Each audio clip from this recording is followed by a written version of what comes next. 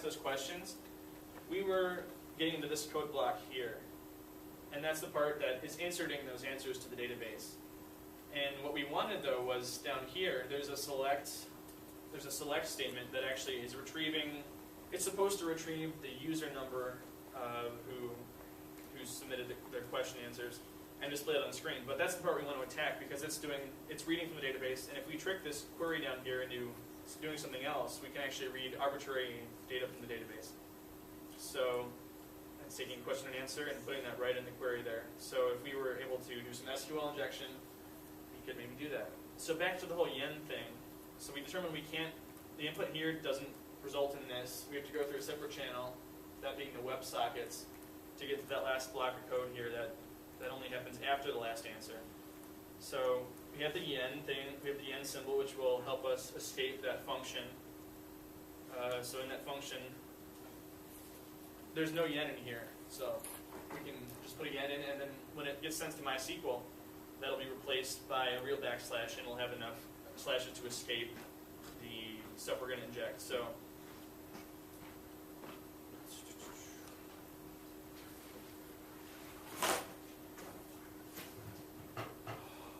the solution to this was to write a script in Python using the WebSocket client library. I don't know if you can see that very well, but so here's the injection we ended up doing.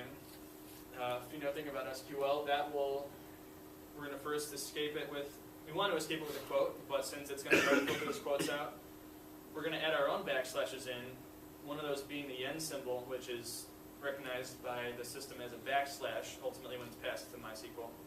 Another backslash to be escaped by the first backslash. I know this is kind of confusing when you talk about these backslashes and quotes, but it works out in the end. And then we're going to do an OR 1 equals 1. So that's going to basically mean, if we go back here, this thing will run. So it'll select anything from the database where question equals blah and answer equals blah, or 1 equals 1, which is always true. So this will return something from the database for sure, and it's not what they intend to return, because we're injecting our own extra logic there, that or 1 equals 1, and then a comment at the end to invalidate the rest of that query. So yeah, this is the code we used to do that, and we had to use the Python WebSocket client library to talk to the WebSockets directly instead of, since we couldn't just do HTTP since it's not using that. So make a new WebSocket, connect to the URL, and then we're going to inject their, we basically follow what they do with the JSON format to send the question answers. Except for the answer, we put in our solution here, which was the SQL injection with the yen in it that escaped that function. And if we run this on the demo server, we get the flag. So that's how that one works. I know I kind of did that pretty fast. Any questions on what I just did there to get that flag?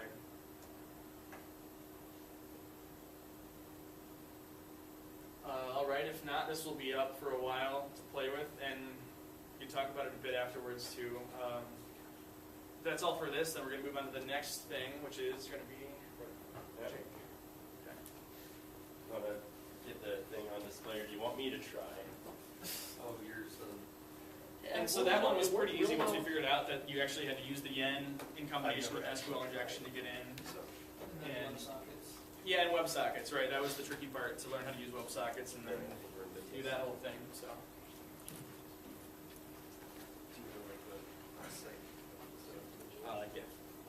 I still think good and a bad one. Oh, can you set up some bad ones?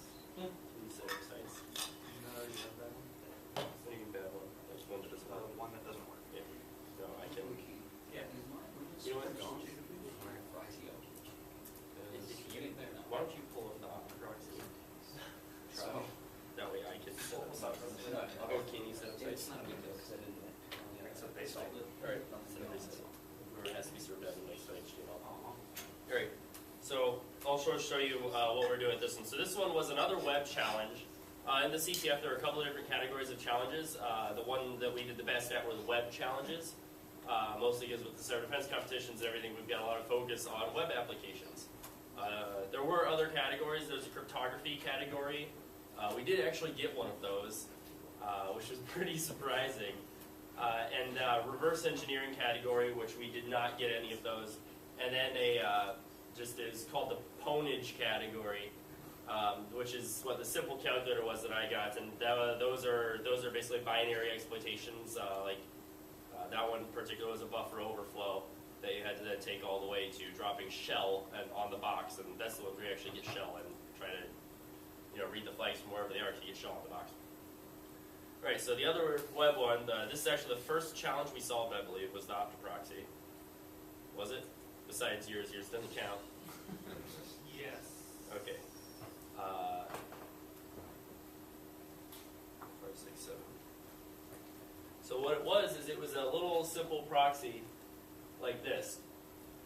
It inlines images, it replaces them with data URLs, and basically what a data URI is instead of saying where the image is, it just contains base64 encoded data that is the entire image, all the data you need. So the idea behind inlining your images is that the web browser doesn't have to go get all the images, it already has them all when it downloads the page. So this proxy was sort of a very bad way of doing it. The demo they give you is telling you to go to example.com, which is what's it? Example. Yeah. Spell it right. Spell it right. Well, it helps to spell it right. So, and this is not a particularly good example because there's not any images on this site, but they did also give us source code.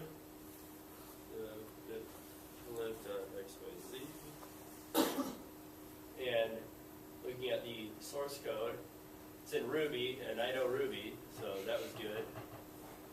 Of course, that's not going to open in anything reasonable. I'm going to try to get that source code pulled up real quick.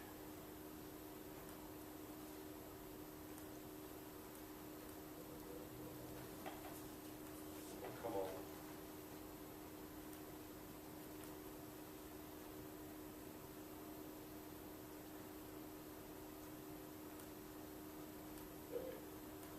So looking at the source code here, it's a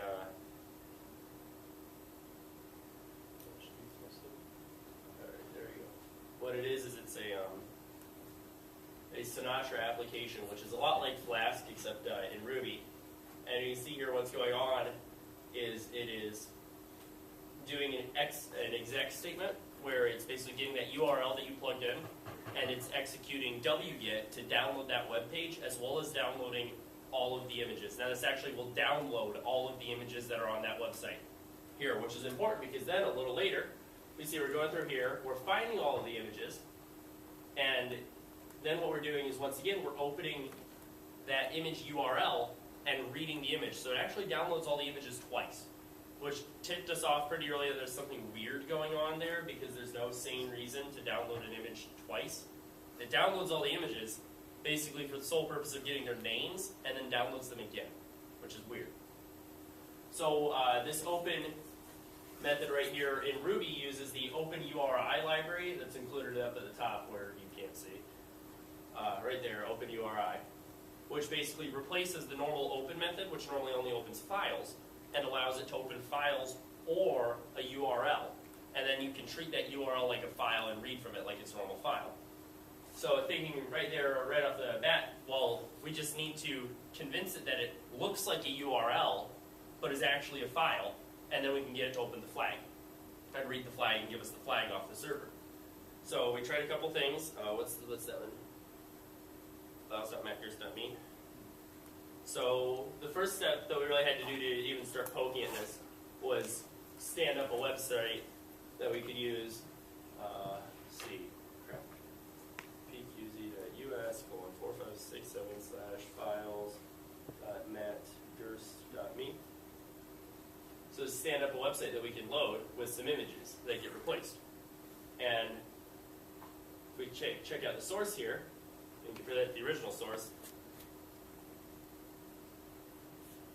So the original source is right here. It's just a simple image source link with an HTTPS. That's typical. But over here, you get image source equals a data URI. and that data URI contains all the data needed for the image, not just a path to it. So we went back and forth on this for a good couple hours, trying to figure out various ways to cheese around some of the checks. And there were a lot of red herrings in this one too. So one thing, right here it's checking to see if it's HTTP or HTTPS. If it is, then we'll just open that. If it isn't, then we'll replace that with sort of a rebuilt version based on the base URL you typed in and then the name of the image tries to rebuild it. There's a lot of sketchiness here because if you notice it rewrites the URL variable here so that if there are multiple images, it'll like end up with all this weird like HTTP:// HTTP:// HTTP:// whatever garbage. And we were trying to get something there, we really couldn't. And then it also kept going back on the why are they downloading the images ahead of time and then re-downloading them later. Anything you want to step in and say?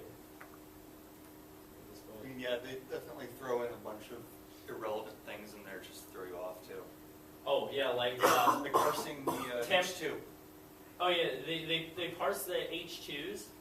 Like they just get all the preceding headers, HTML. It's like that don't do anything with it. They create this temp dir equals dir, and then they never use it. So this was very strange. And we're like wondering, are these just red herrings, or are they actually relevant? Then how they handle exceptions and everything.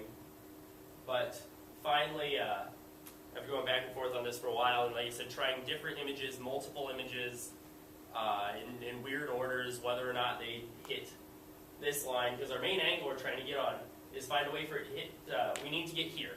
We need to get to this line of code where file is really just something that points to /flag.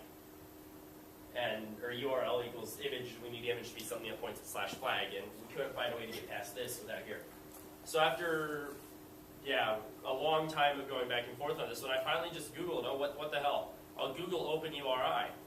And apparently it's a terrible function or a terrible library in Ruby that you should never ever use. Because if there's a folder, if there's a directory called HTTP:, it will override the URL and open that folder instead of going actually out to the web. And then the specific example he gave me in the documentation is if you do this, where you go if URI scheme equals HTTP, whatever, that doesn't protect you because if there's a folder called HTTP:, yes, the URI scheme is HTTP, but there's a directory called HTTP:, so I'll just open that instead. So then actually getting the flag was a simple matter of standing up a different website,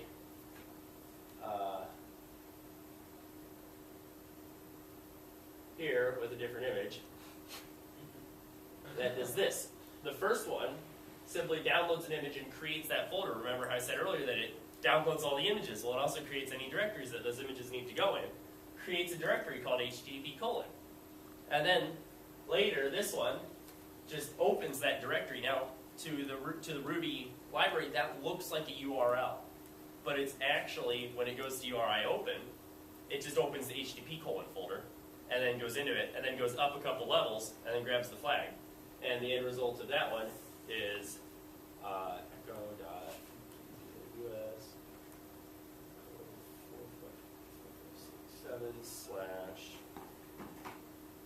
there is this. But then when you take a look at the source, here's our data URI, which is obviously not a valid image. That is way too short.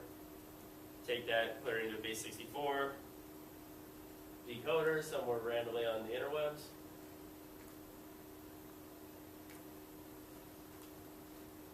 So I can figure out how to click on things. Is that clicked on yet?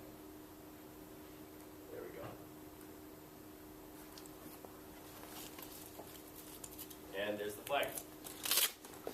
So that's how we got that flag. Any questions up to this point? What one do we want to talk about now? Crypto? Do you guys want to hear about the cryptography one? Or the web one that we totally got? Does anybody enjoy crypto here? Do you like cryptography? All right. You want to talk about the crypto one with me, or? You got the code, right? Yeah, I got I files. don't have this stuff. Yeah.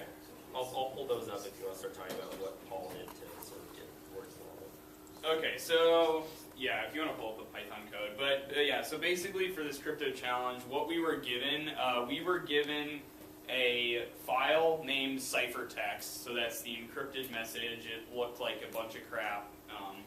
And then we also were given a Python program that had code to do encryption. So specifically, it was meant to use DES. If you've ever heard, DES is kind of an older cryptographic algorithm, but it's still considered secure in the fact that it has not been broken yet. Now, you shouldn't use DES by itself. You should use 3DES officially if you want to use that algorithm, because the key is brute forceable, but you still need supercomputers, and that was definitely not in the realm of like what we were doing or what anyone would expect you to do for a challenge like this. So we knew there had to be some other way around it. So you guys have Python code? I don't actually have the Python code that did the encryption. Oh, Slack. I got it. Oh yeah. Some of it's on on look Slack. at it, or is it just pretty much? I can just explain it. Yeah. So yeah, basically all it does, yeah, it's pretty easy. So DES, there's basically two inputs to this function. Oh yeah, I should say, so there's a lot of different modes that you can use when you're doing these block ciphers like DES, and this one was in output feedback mode. And basically all that means is, here, I'll draw it out. So I have my key, my secret. That is an input to the DES function. And then there's also this thing called an IV. That may be underneath there, but it says IV, trust me. So those are the two inputs to this function, and then that outputs a random bit stream. So it's just random ones and zeros. And then you take those ones and zeros and you XOR them with your plain text or your message. Bit by bit, you take that and you XOR it with your plain text, and that gives you the ciphertext or the message. And then what this algorithm does is it uses this bit stream then. So this is one time through the algorithm. It encrypts 64 bits of data at a time, so 8 bytes.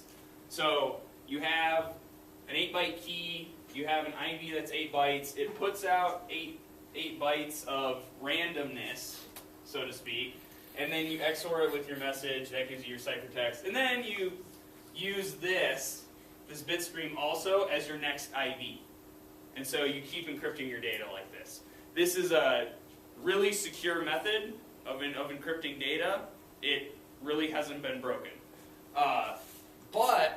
So this file, they gave us the IV. So we knew what the IV was that they were starting out with. So we have that input. So we knew this thing, and we knew this thing. We don't know the plain text yet. And so basically we poked around at this for a while until one of the other guys on our team, Paul, who's not here, just tried the key of all zeros, and then that worked, kind of. So that was the first half of it. So the first half of this was they just picked a really stupid key, right? So then that gave us. Do you have the? I have the partial plain text. Okay, awesome. So, you can go ahead then. Yeah. So I really didn't have anything to do with the first half, but I sort of jumped in here when we were at this point, and what we've got going on is this. Now, on the left is what they had, what we got. So that's clearly very close. It's almost exactly right, and then down here we can even tell that's the key right there. That's the flag we're trying to get. But it's not, we don't have it because we've only got about half of it.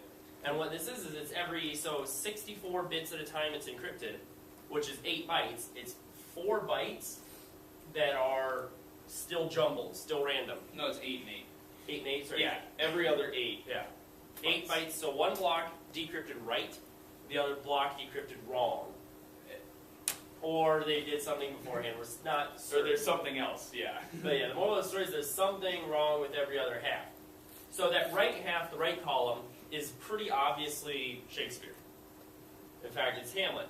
So, quick Wikipedia, find the exact same text that they used over here. And now we can begin comparing between the two.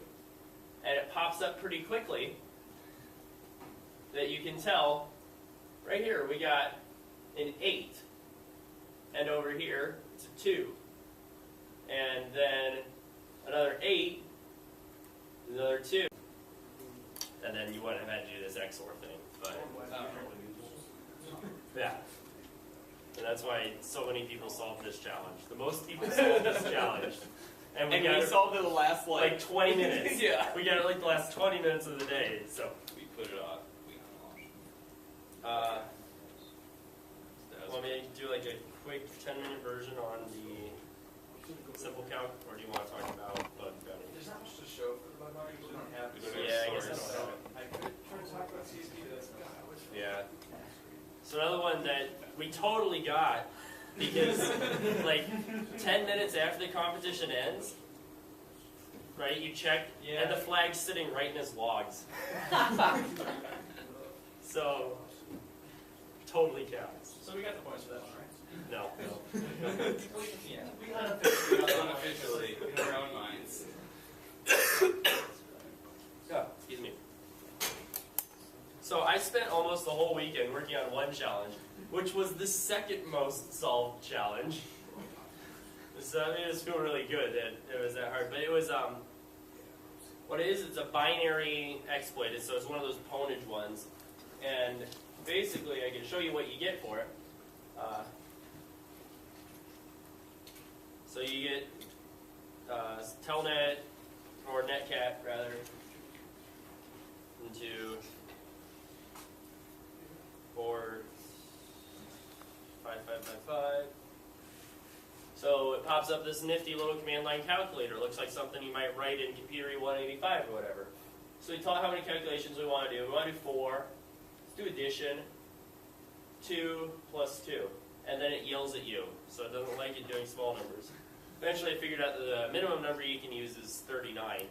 And we actually had this application, the binary, no source code available, but we did have the binary that I could play with locally. Same program.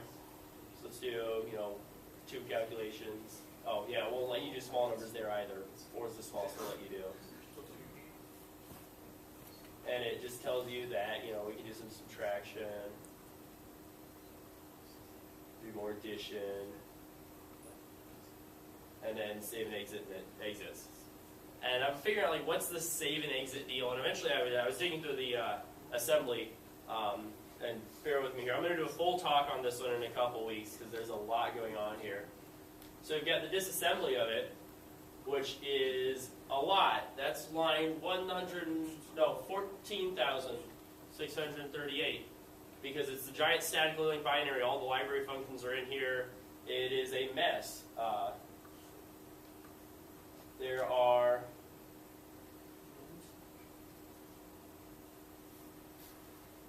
2,100 functions in that disassembly file. But of course there's still a main. So basically digging through this main and figuring out everything it's doing. It's doing a lot of stuff that's slightly weird. It's kind of, adding, it does the addition and the subtraction and multiplication division out in different functions and doesn't actually return the result. It stores them in a static variable. And then at the very end, where I finally sort of realized where the vulnerability is, what it does is it does a memcopy. And what this does is this copies all those results, all those arithmetic results get copied onto the stack, which is very weird. So quick looking, there's only room for 14 values on the stack. So if we say do more than that, it crashes. It segfaults. So we're in business. Then became about 40 hours of just beating my head against this thing, trying to figure out various ways to exploit it with shellcode, Because, I mean, I can overwrite the stack, I can overwrite the return pointer, which basically means I can get this function, or this program, to jump to any address anywhere in the program. I can get it to execute any code that's already there. So I'm digging through those 14,000 lines of disassembly trying to see, is there a function that will just steal the flag for me? I want to just call that. That function doesn't exist. Then I was looking at a bunch of other ways of trying to basically write my own code in assembly that I could give to this and have it run that code. And, well, that was a massive pain in the ass because I need to take my code, I needed to turn it into integers, 4 bytes at a time. Now, in x86 assembly, your instructions are 1 through 9 instructions long. So some of them are 7, and you need to turn those into integers. And then you need to turn those into decimal, you can't do hex. And then you need to do them as arithmetic with no numbers smaller than 39.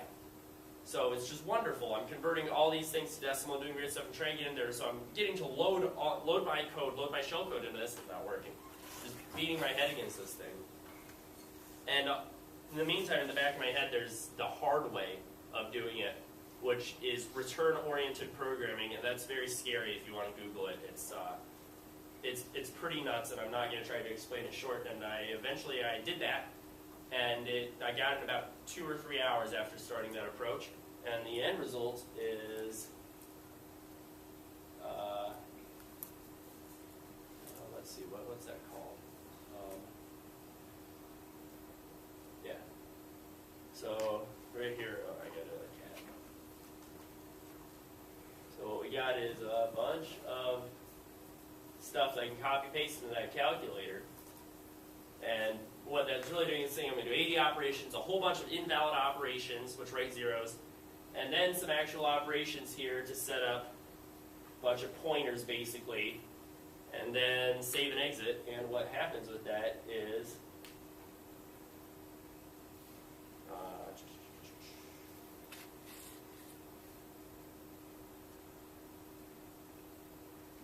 I don't know how to use that yet, apparently. Is, oh, why does that not work?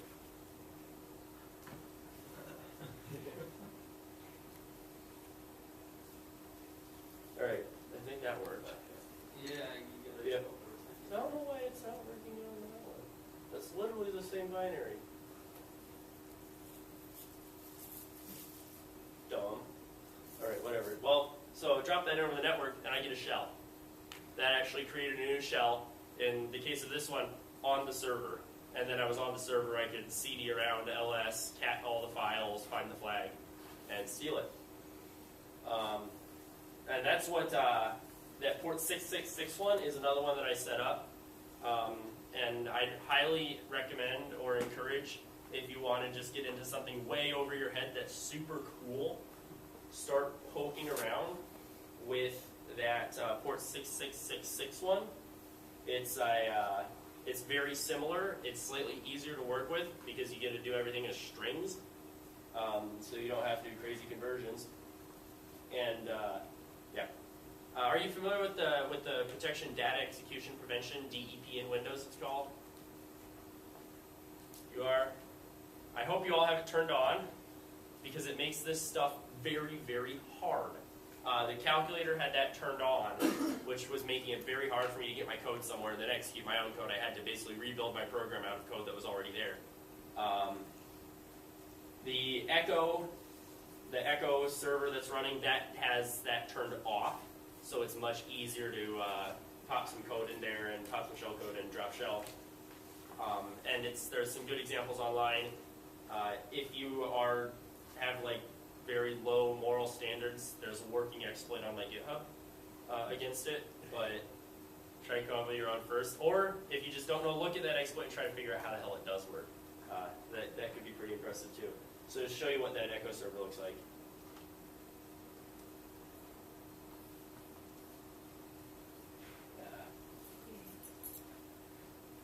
This is not the easiest way to operate a computer. So what it is, it's an Echo server right here. There's source and binary available. If you can type source, I'll just print source for you. It tells you some useful information, but then you can basically type it in your line. Hello, this is dog, and it prints it back to you. That's interesting that it didn't do that. Whatever, doesn't matter.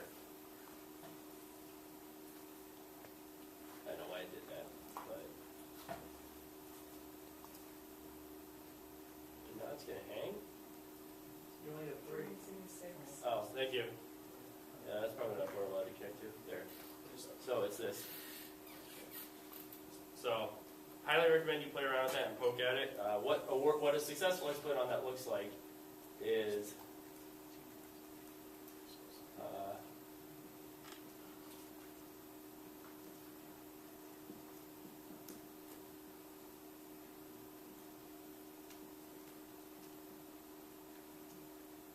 bang, I have shell on that server. Sadly, I have nobody, but still do fun things. So yes, if you can pull this off, or if you just cheese the exploit on my GitHub, what you'll get is a shell on that server through a program that absolutely does not and should not ever do that. You look at the source, it just does really that. That's all it does. So if you're elite enough, then you can find a way to turn that into giving you a shell and giving you remote access to the machine. Matt and I set this up earlier today. We played against it. It took us a couple hours to bust it and get it working, but it was fun. Once we turned ASLR off. Yeah, we had to turn off all the stuff that lets this happen. Although because it's nice enough to tell you where the tells you where the pointer is. That's it, yeah. It helps a lot.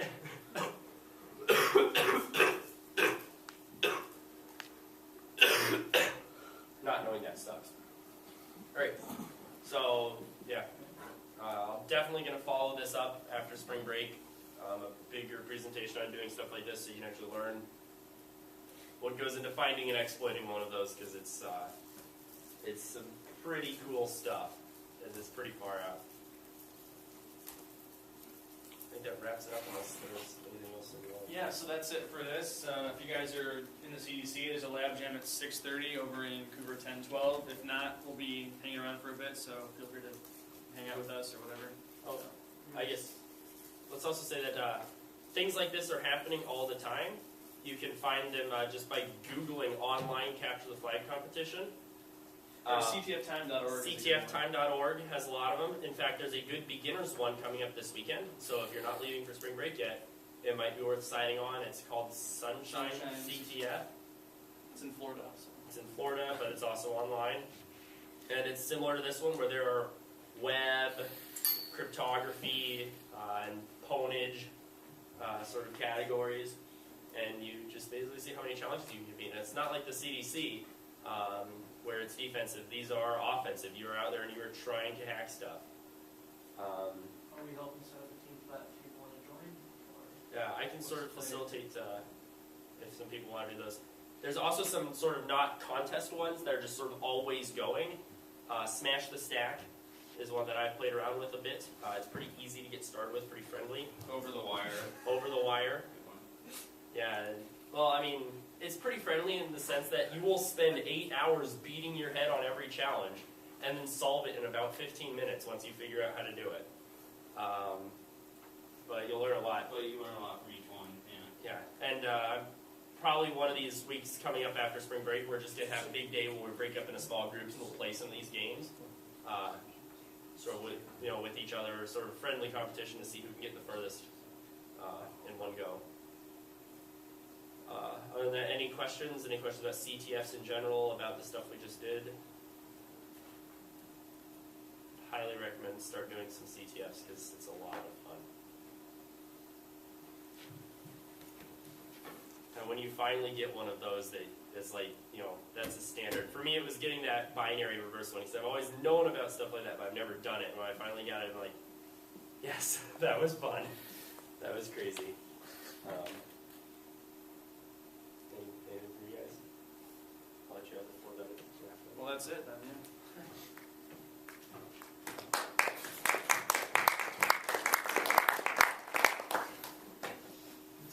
That's all. Yeah, I was afraid of that when I was sitting down. That kind of gets used for that a lot.